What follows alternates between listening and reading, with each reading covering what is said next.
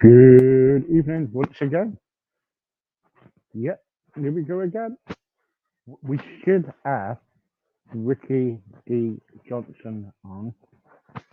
Hopefully he'll be on in a minute. If not, then I will start doing some tap dancing. I will actually get on top of a tap and do some dancing. No, I'm only joking. Hello, guys. Good evening. Don't forget to leave your comments in the right hand side. And don't forget to message us. And yeah. Hello. Hello. How are you? Not too bad. Not too bad. Good, good. Which is 2 seconds. Okay, so how long have you been singing for, then, Brett? I started back about 1995. Yeah. And I was running a disco and karaoke show at the same time. And then about 2009, I did my last show due to some personal issues in the family. And then I started again, getting back into it around about 2018. And then as it started to get underway, then COVID happened. So, so I turned it around and started doing live feeds instead until it all starts up again. Yeah, because, at the moment, it's really tough at the moment, isn't it? Yeah. But the trouble is, so the Elvis world and everything has been doing okay, really. They've been keeping everybody, happy. They've done a lot of music. There's a lot of charity events out there that they've done. Oh, yeah. It's got really big now. There's a lot of pages going live now. There's about 3 or 4 different pages across Facebook that do group pages that do a lot of Elvis music, besides other music as well, though, mind you. Yeah.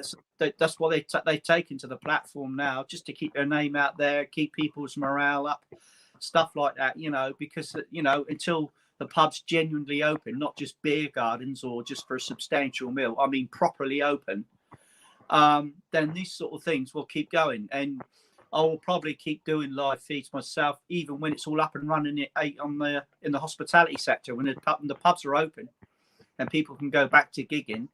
I will still do the odd live feed here and there just to keep it going, because it's become a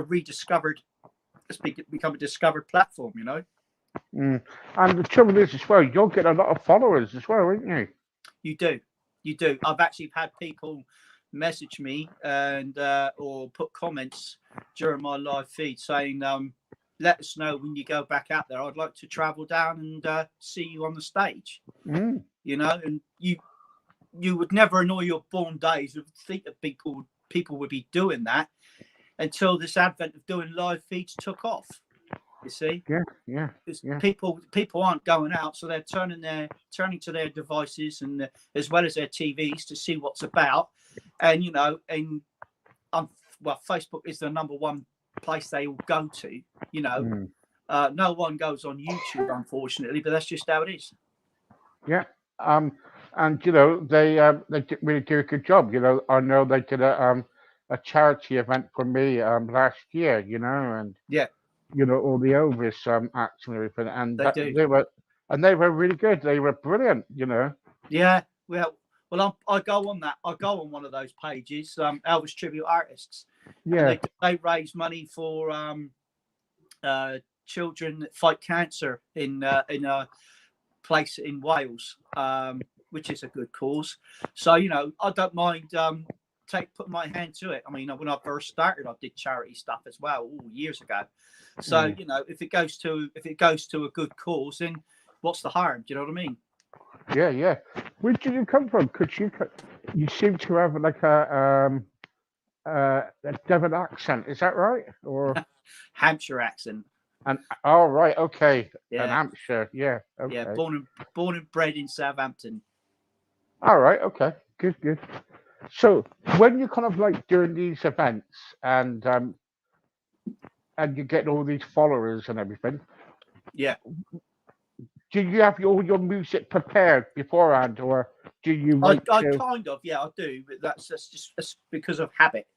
I'm not one of these people that when they go live and they say, right, what shall I sing next? And then they tap away, and you sort of get this awkward silence or whatever, and you think, oh, might as well go and pill the spuds. Do you know what I mean?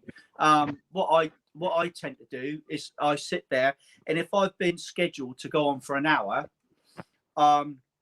with my software, I'll line up the songs, say for about 40 to 40 minutes worth, leaving about a 20-minute gap, so that anybody wants to do a request, they can do so. And I'll see it in the comments. And if I catch a request in the comments, which isn't always an easy thing, mind you, not with my poor eyesight, but if I do catch a comment, I can then slot that in during my live feed. Yeah, But yeah. inevitably, by the time I finish my live feed, there's bound to be 3 or 4 songs that people have asked on when I play it all back that I've missed.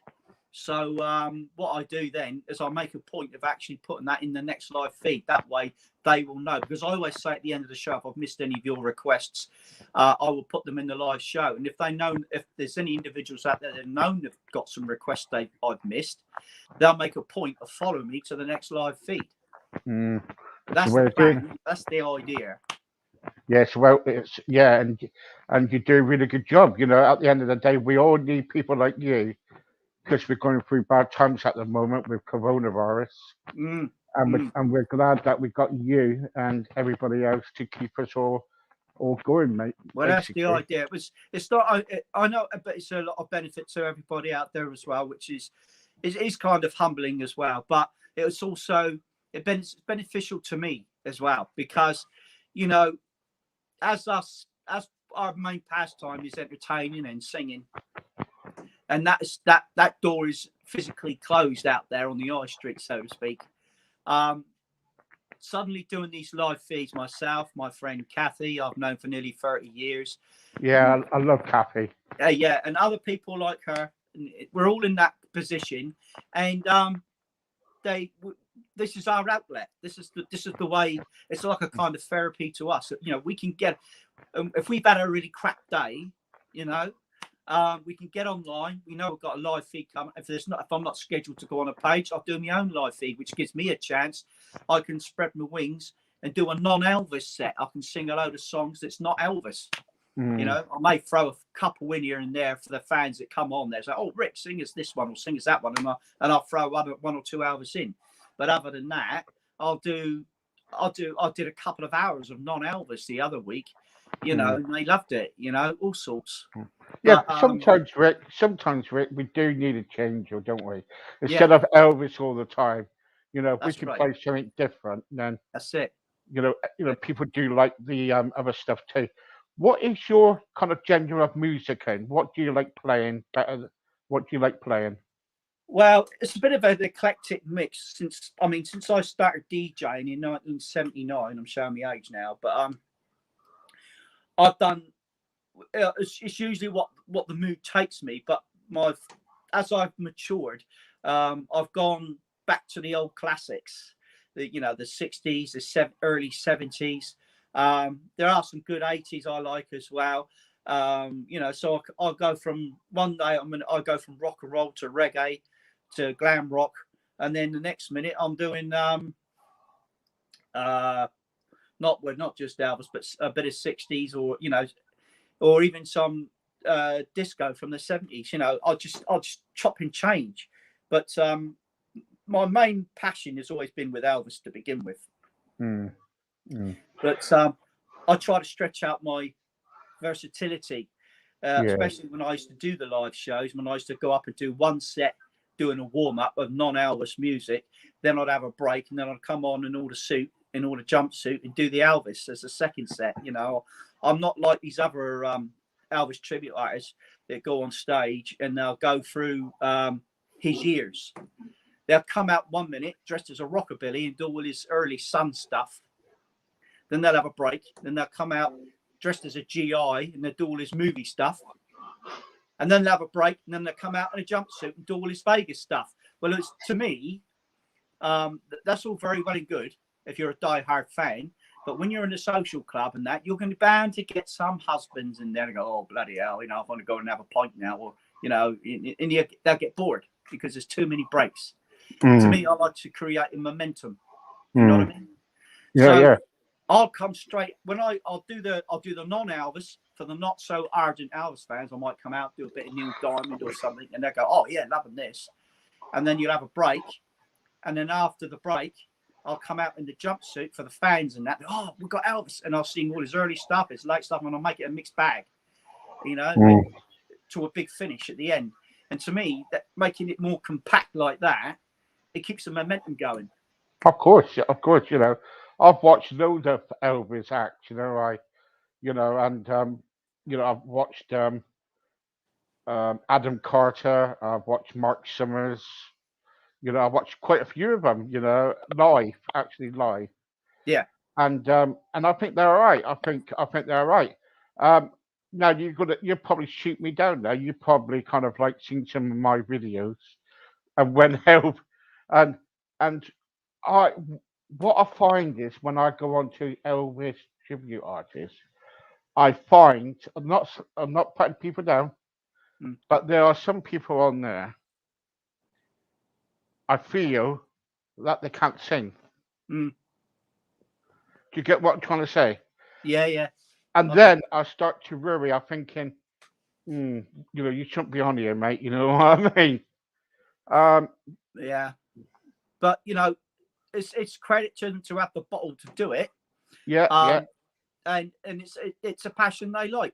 And at the end of the day, that page is not for people like Elvis impersonators that live and breathe it, that try to sound like him all the time. Because I for one, don't trust myself to be one of those. I'm not trying to be an Elvis impersonator because at the end of the day, there's only ever one Elvis. There's never going to be another. So the correct term I describe myself as, and is exactly what it says on the tin with that particular page, is a tribute artist. And when you're a tribute artist on that page, it's not about trying to be 100% Elvis singing like his voice. It's all about carrying on the legacy of his music. And if you're a good singer, it's a bonus. But what you're saying, I hear what you're saying, you're going to get some people on there, they consider themselves a tribute artist, they'll continue the legacy of the music, and that's fair play. But probably wouldn't hurt maybe one or two of them to have a little bit of a practice before they go live. Yeah. That's what I'm saying. At the end of the day, that's what I'm saying. I've got respect for all of them, Yeah, of course I do. We raised some money for mine and they did a good job. But the trouble is, I just find it sometimes I do find it, it's only a few, mind you. It's only a few, but, it was, I'm okay, every time I mention that, I get myself into trouble, but I'm only coming out with it what I feel like. Anyway, so what's your most embarrassing moment at like a gig? Well, I wouldn't call it embarrassing. I would call it annoying. There's nothing like a suit ripping or anything like that. It was back in the day. It was around about, I remember the incident. It was at a particular social club I was in Southampton. It was around about 1997. When I was talking to the entertainment secretary to make the plan of the booking, and he'd say to me, well, he said, what sort of time do you want to start then? And I'd say, well, normally I'd say when it comes to social clubs, I know you have a break halfway through the evening for a raffle or a meat draw, Oh yeah, we got that. Yeah.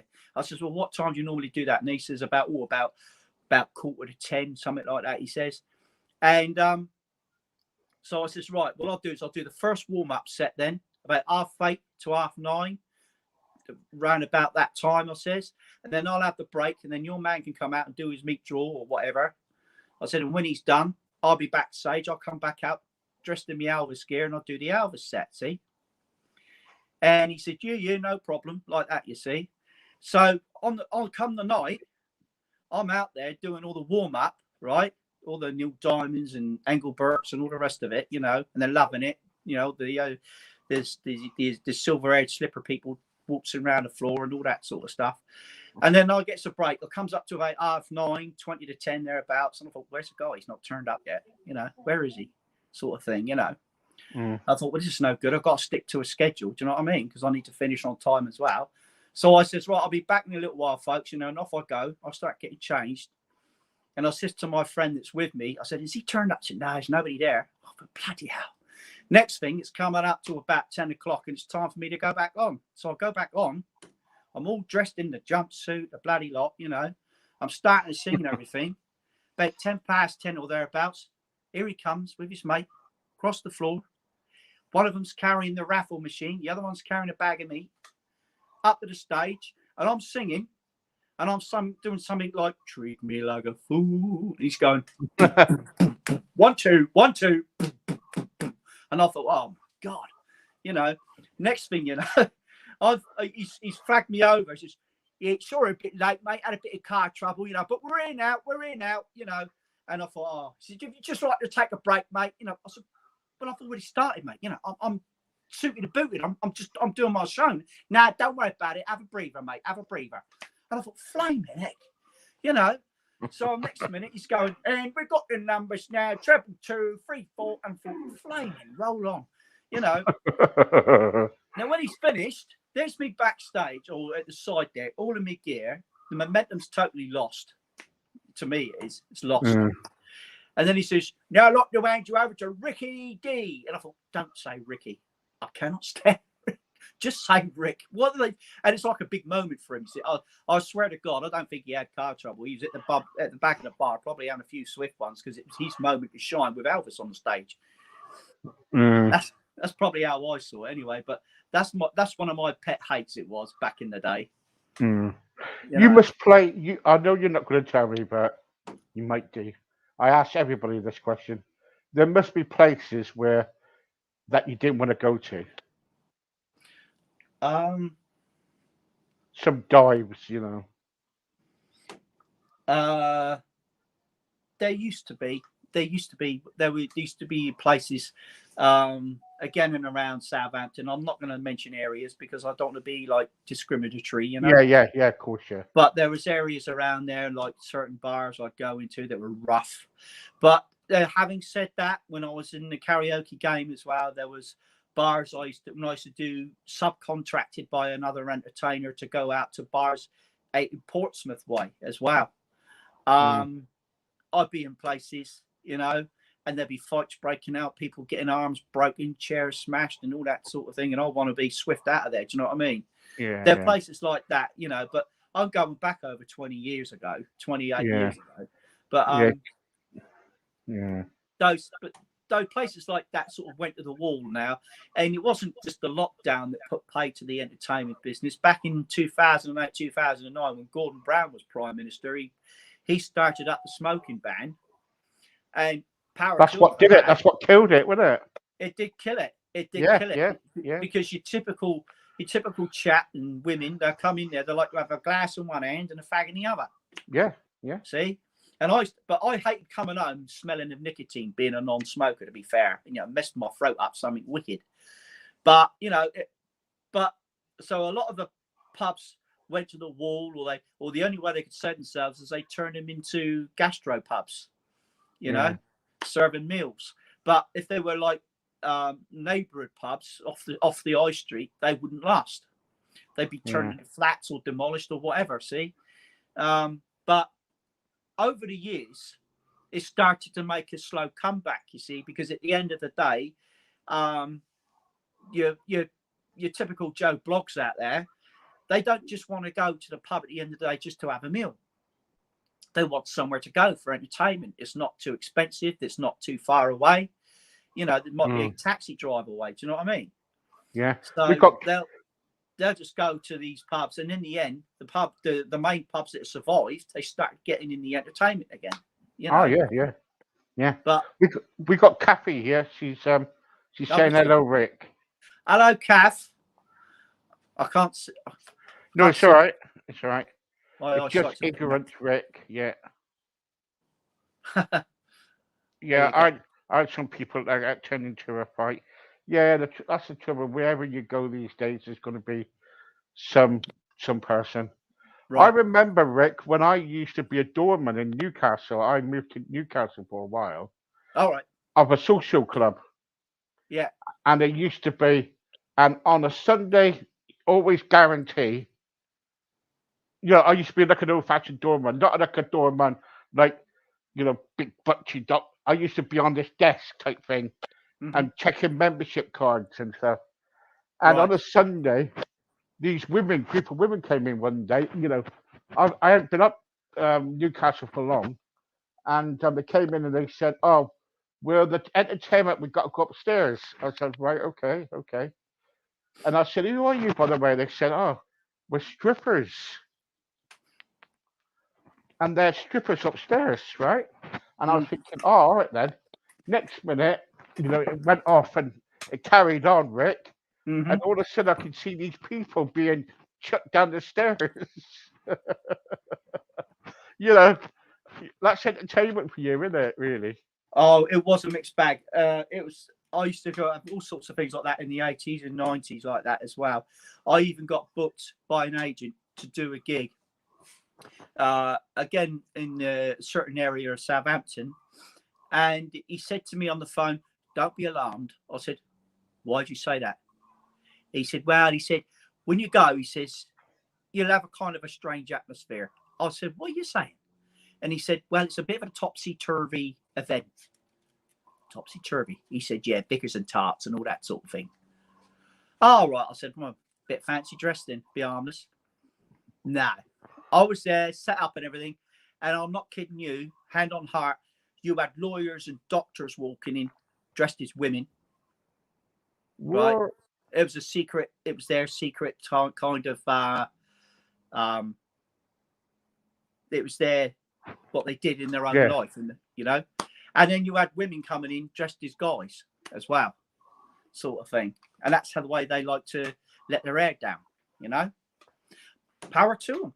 I'm not knocking it, that's up to them. But it was a strange. All I'm saying is, it was being a young guy in my 20s at the time. It was a strange experience, surreal. It was surreal. mm, mm. I could What tell you is the some funny best? stories. Go on, What is the best place you ever did a gig at? best place. I would say the best place. Yes and no. And I'll say no because of the way I was treated. But the best place as in location and what it is, I would say it was the best place in that respect, and that was at the London Hilton. Right. But the way I was treated there is, it's like you're off the bottom of their shoe, sort of thing. All right. So I'm not saying it was the hotel. It might have been the organisers. It might have been the people behind the event. I don't know, but it was a one-off. Yeah. It was a Yeah. one-off gig. It was a one-off gig anyway, But it was one of the most prestigious places I've been to. Yeah. I know. I know. Um, in the past, you kind of like also you did karaoke. You've done discos and stuff. Yeah. Yeah. That is hard work, and it carrying all that around. You must in the olden days, in not sorry, not, I'm not trying to No. back in the past, I bet that was hard work just going around from one place to another Ab- carrying all that gear and everything. It was absolutely murderous because back in those days, you never had active speakers that were compact but just as powerful. You had these big wooden cabinets. Yeah. I mean, they're covered in black vinyl, but at the end of the day, they're actually made of chipboard. And then you had, if you had a 150 to 200 watt speaker, it was like that, had a magnet the size of a rock, inside it. They were weighing. I mean, they're heavy buggers, they were. Mm. And then in those days, it was none of your digital downloads and all that sort of thing and software. It was your old school. you're talking double decks and vinyl. Yeah. 45. Yeah. I had 45s. I was carrying around about 3,045 singles, and then about 2 or 3 containers full of 12-inch singles. And what I had, those big plastic bread bit baskets, Yeah. trays. That's what I had, about 3 rows of 45s in each of them, and I had about 3 or 4 of them. And although I was always playing the same, or one of the most popular ones of the top 10 and all that sort of thing, I still carried every one of them there, because you always get some smart ass come up to you and say, "Oh, have you got so and so?" He might say, Body Eagles or something, totally random, obscure track that doesn't normally get played, but just to shut them up, I'm having a little rifle through, and there it is, Yeah. At one point in my life, I bought it from a collector or something. You know what I mean? Yeah. Do you think music now is so? I know music now has changed because like the past we had all the '60s music, and then we went into the '70s and so on. Yeah. But now the music. Do you think music now is confusing? Like today's music, like all the rap and all the rubbish we got now. I don't know, to be honest. It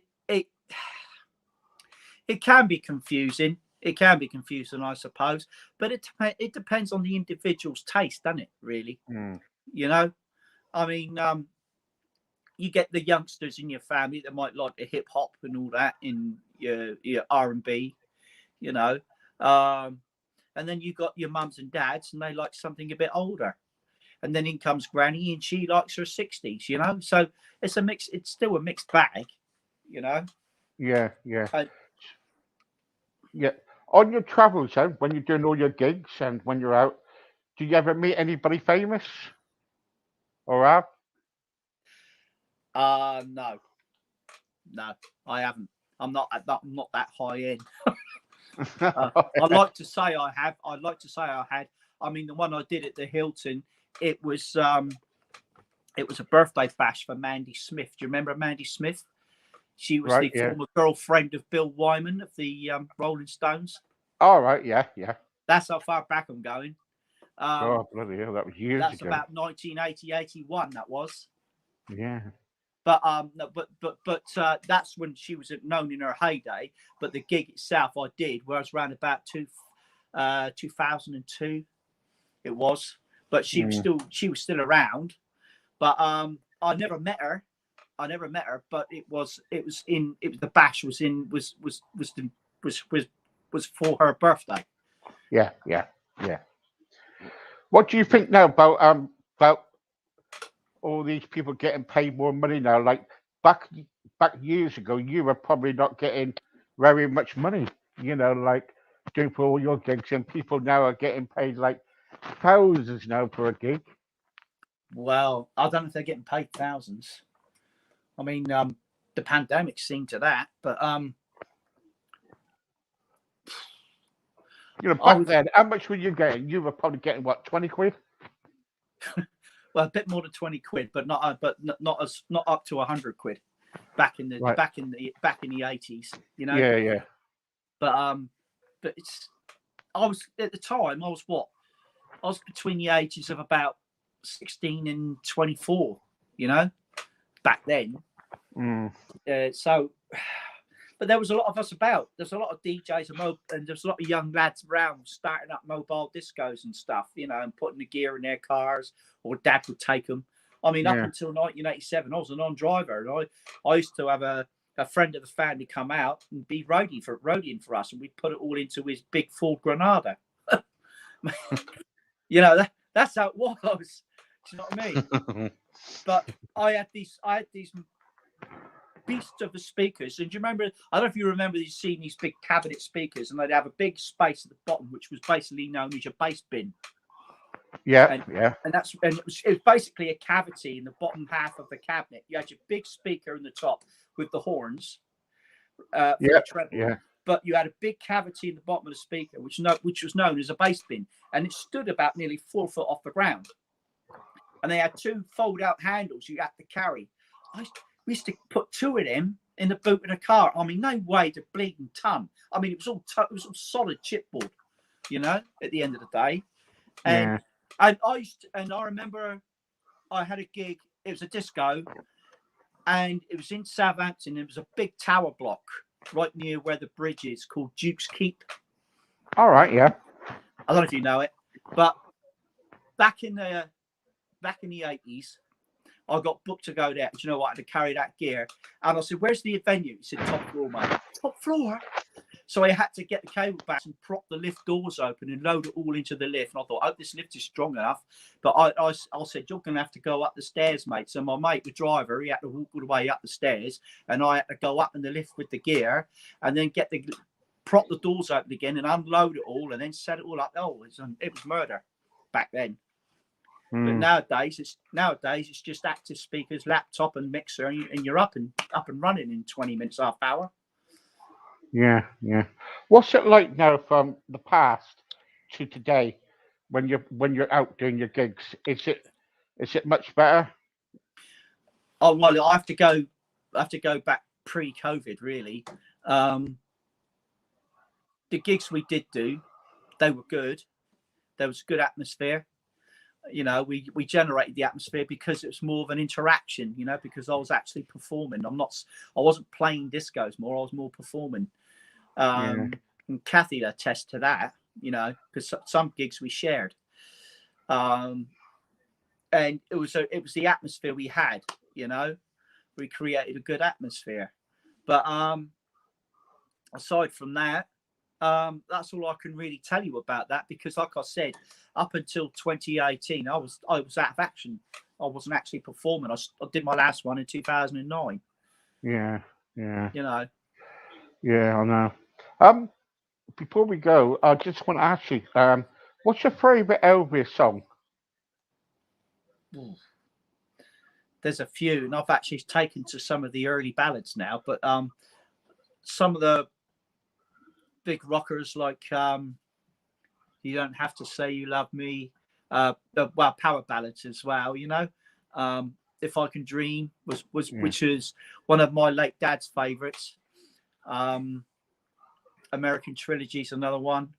You know, they're all big showstoppers, but you know, you have to sort of like put them in their right place at the right time when you're doing live feeds, because some of them are over 4.5 minutes long, 5 minutes long. You know. Yeah. I know. You know, Yeah. and literally when you're doing a live feed, if you've only been scheduled, say, to do an hour, I'll map them all out and I'm putting in songs, and sometimes I'll get up to about nearly 50 odd minutes worth, including requests. And someone will come on and say, "Can you sing this one? Can you sing this one?" And I'll give you a reason, because it's for my husband who passed away or something, you know. And then I'll go and put it in, which means somebody else's song's got to come out to make room. Yeah. You know, it's just how it is. Yeah. Also, what's your favorite Elvis film? Funnily enough, it used to be Blue Hawaii, but that after watching it so many times later, I found it was quite cheesy.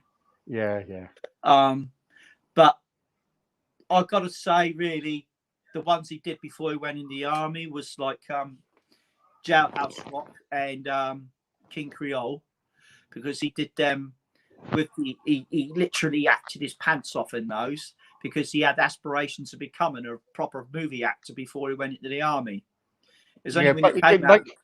He didn't like acting, though, did he? Really, he didn't want to do acting, did he? He wanted to be a movie star. He had passion. He had a passion for it. He idolised James Dean and Marlon Brando, and he modelled himself on those.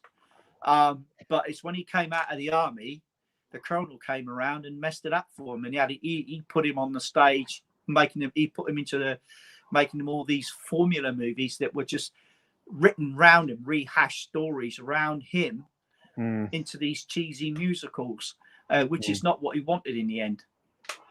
Yeah. And what did you? And the last question, of course, what do you think of Colonel Parker? Well, he did his best by him as a manager in getting made him superstar overnight, but at the end of the day, his own addictions as a gambler and that as well was forcing him to do three shows a night, which is insane, because to satisfy his own financial greed. Yeah. That is my opinion. You know. Yeah. Yeah. And you can tell that because he carried on doing it as well. Even after he died, he carried on with the merchandising up until about 1980. I think it was around about 1980 when the Colonel passed away. But he carried it on. He carried the wheels turning. He turned him into an industry. I mean, he's a very clever bloke. He was very clever like that. Yeah. You know, Oh, also, he did use him, didn't he? he did. Colonel Parker used Elvis, didn't he?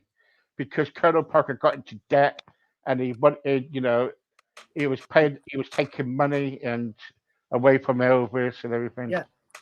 Well, he wanted him to stay in the one country. People say it's because he was an illegal alien. I don't know what truth there is in that, but it's the main logical answer is why Elvis never toured the world. He wanted to tour the world. He knew he had fans around the world, but he never set foot outside of British soil, except for a 5 or 10 minute landing in Scotland when he was flying back in the army. But that was it. He never toured at all. I know, it's a shame, isn't it? Anyway, Rick, thank you so much for coming on. Not a problem. And hopefully you come on again and we can hear some of your music, hopefully. Well, I'll expect you're on a tight schedule, but I'm all here. I'm all prepared. Okay, sing us a song. Well, I'm going to have to hook up my interface into the phone. So I might cut you off until I've finished. Yeah, okay. So I've got to put in my music because I don't work with speakers. Yeah, do us a few songs. I will. Give me 2 seconds. That's right, plenty of time.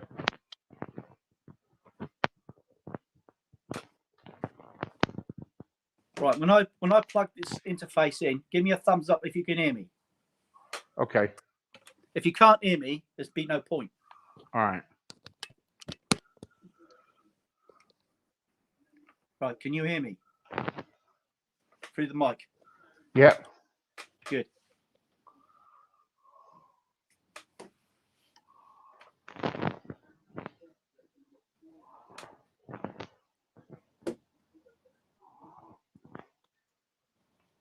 Right.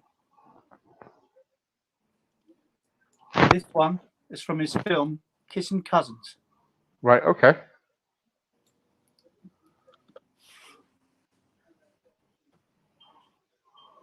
Can you hear that? Yep. Though you are gone, I still wear your ring. They're playing the song we used to sing. Echoes of love, echoes of love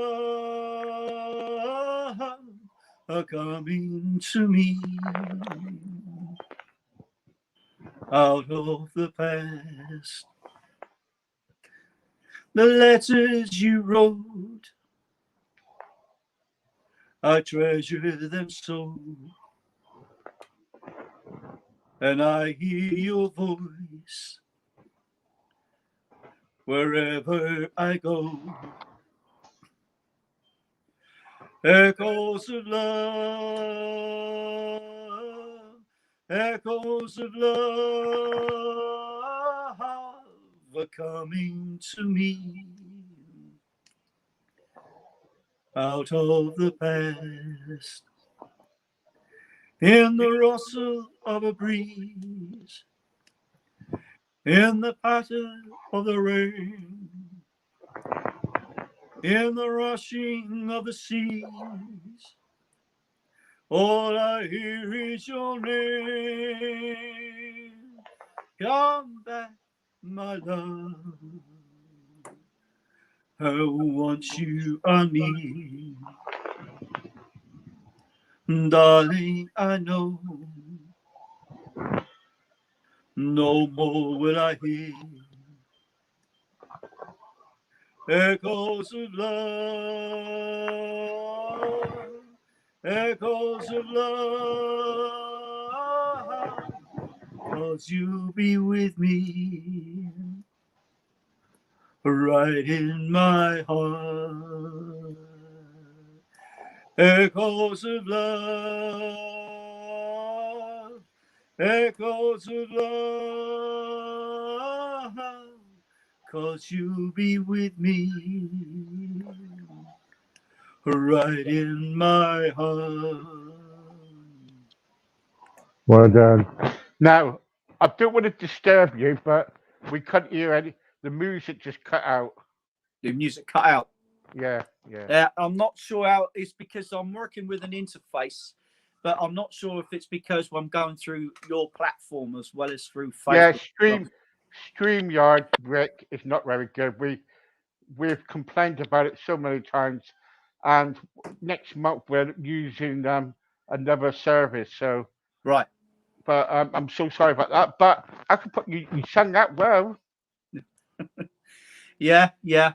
Like I said, if you go through another, when you change your service, you'll hear the music actually come through because I'm not one of these people that puts the phone up to a speaker. Yeah, yeah. Not I've upgraded since then. This is all interface straight from the mixer straight to the phone. Yeah, So that's fine. you should hear the. I know it's got to be something to do with the platform because my interface device has three LED lights, blue, green, and red. And it should hit the green when I know the sound's going through to you, and it's just staying on blue, lit up but staying on blue, and it's not responding to your live feed. So I'm thinking it's got to be the platform. So I just carried on regardless. Yeah, I've had several singers on there, but sometimes when people sing on here, it's a bit distorted and everything. And Yeah. But yeah, sorry about that. But there you go. Same as mine. Yeah, that's right. That's right. Anyway, Rick, thanks very much for your time. And No problem. when I get another platform, I'll get you to come on and sing some songs with me. Yeah, no worries then, Steve. Thank you for having me. Yeah, thank you very much. You've been really good. Thank you so much. All right, no problem. Thank Catch you later, mate.